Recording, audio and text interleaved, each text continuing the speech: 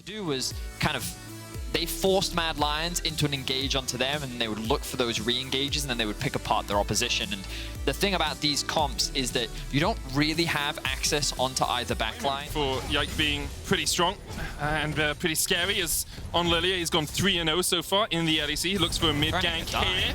Gonna dive Larssen, they're gonna do it as they go in. Cap splashes away, but Malrang's in the right place at the right time. First blood. Yike tanks up a tower. Oh my god! It's a tragedy. I just put up a couple of ganks off. It's worth to buy them. He also has Conqueror, kind of. which is also another interesting one. Broken Blade. Oh, Malrang's here though.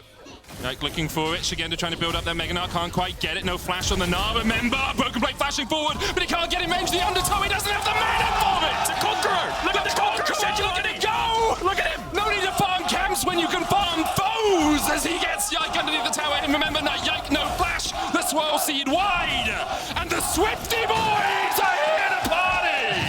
Malrang and Szygenda win out on the top side 2v2. Koi are now winning. The G2 get first Drake. I think they'll get second as well. I mean, they have so much bot push, so much skirmish potential. Caps can get mid push whenever he wants as well, or at least join his team. But he's doing the same thing as last game. Caps, I've noticed this whole series. When his jungler's on one side, he will go to the other to get information. Yes. But as long as you're on the limits, it does give you a bit more information. I mean, he is a little safe on the Tristana as well, right? Yeah. Uh-oh. Malrang, Glacial Prism, Yike, caught down in his jungle. Like Bambi taken down by the boar there.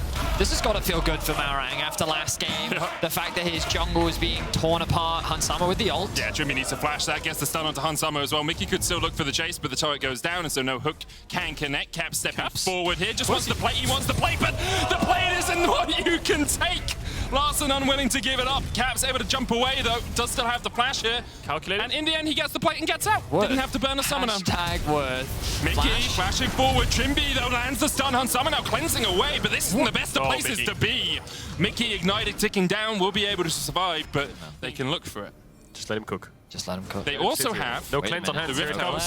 Surprise! There it is. He cooked up a spicy meal for Hansama. And Hans will be feeling that one in the morning as Malrang now can put the Rift Tower down. If he wants, they could just look for the first plate and then Rift Tower. They could even not use the Rift Tower at all. That's just such a massive gain for the Koi bot lane as well, because so many minions were lost, along with the plate secured and the Herald drop. Yike now trying to cross map, but I don't think he can really get much here. Yeah, Szygenda should be able to live, right? Jump forward, Floating Lullaby a possibility. Rift Tower charged in. We look down towards the bottom lane as Caps kills Trymbi somehow. Okay, so Trymbi was walking up to try and get vision, and Caps is just waiting there for him. Yeah, I think he doesn't look like it. Doesn't want to gamble it against Hansama's Kalista. Yeah, Broken Blade's there. Szygenda's top. So yeah, like I said, on mid jungle. Comp's on the way. See it on Malrang. Szygenda's on the way. Hans on the way. Both teams want to stall a little bit. Yeah, Hans is quite far away though. He's only just getting into the G2 jungle. Mickey looking for the hook there as Caps jumps forward, but Malrang immediately dives onto him. And Caps is ticking away. Trymbi takes him. Mickey next up as he'll get stunned in the bush. It's a double for Trymbi. And even without their ultimates, Koi still come out on top. I love the way Koi's draft works against G2s, because G2 has to go forwards, Tristana has to go forwards, Nautilus, Olaf, all these champs, and they just put a Heimer turret down. They have a Mega Gnar in your face, and the Azir and Sivir. Looks like he used the Emperor's Divide to do it. G2 now using that opportunity, knowing the Azir ultimate is down, to start up this dragon. Flip it. They're gonna try. Hook goes in from Mickey. Comp going in with the ult. Now Larssen's still not in this fight, remember, but Noise Broken Blade. They've locked down Caps. They CC chain him. The Floating Lullaby being used as well. Yike trying to get the damage down on the back line, but Szygenda with a great Gnar across the side manages to isolate G2, and they'll be wiped away in the river. The turning tides in favor of Koi. Only 2 members full for Koi, the jungle support, but the solo lanes, the carries and Comp managed to pull it off. Broken Blade's alive. He just solo killed Malrang off screen there. Massive sleep from Yike, but no follow-up. Exactly, the G2. It feels like that there's a lot of isolated situations with which they can't control all of Koi at once, and Koi with this gold lead, they're going to force a 20-minute Baron. There's nothing that G2 can do. Easy secure. And it looks like Koi is definitely going to give behind. They're looking for the flank here on Yike and Hansama. Larssen's going to shuffle. Larssen has the shuffle. Doesn't even need it to get onto Hansama, though. Hansama will be felled by Malrang and Koi and Comp. Yike trying to get away, but he's shuffled back, though. Floating Lullaby only onto Larssen. Pops a stopwatch to make sure that he can't be taken out by anyone, but Caps is nowhere near the fray, nor is Broken Blade, so just a stopwatch to delay for a moment there. It's not crazy, it's clean play from Koi. They execute incredibly well, they punish the mispositions of G2, they secured the bot tier 2 tower, they have another wave in mid, and they might not make it as flashy as G2, but they make it look easy. 20 minutes in, tier 2 towers already falling with the Baron as well. Koi looking convincing. And a performance that with the E, he wants to just get as much gold as possible, get the objective bounty, get IE on base now, and then just try to take the next fight. But you're going to lose so much of your base. Double inhibs going down. Red Bull Baron power play continuing to extend for Koi.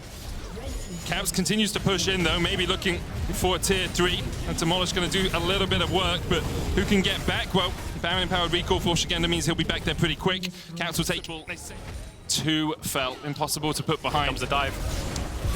Looking for it, Mickey hooks a minion, Caps has to flash away. Buster shot coming out as well. Malrang looking for the floating lullaby. Won't be able to get it, and Malrang doing so much work in this fight. Can't be able to walk back to his minion line, but G2 now starting to open up. Broken Blade finds one, Comp has to flash. No flash for Broken Blade. Mickey has one neither, but Malrang might get hooked it. Mickey's still on the chase. Super minions in the base of G2, but they are hungry for blood. As Kansama will eventually back. Koi giving up over some gold to G2, and they lost the bot tier 1, the tier 2, the tier 3, I think, as well. This time, no, it's Caps down to half already from the Larssen poke with the soldiers. Mickey looking for something. Broken Blade trying to get onto Comp, but he's just shredded where he stands. Comp continues to kite backwards. He's looking for Larssen, but he can't get it.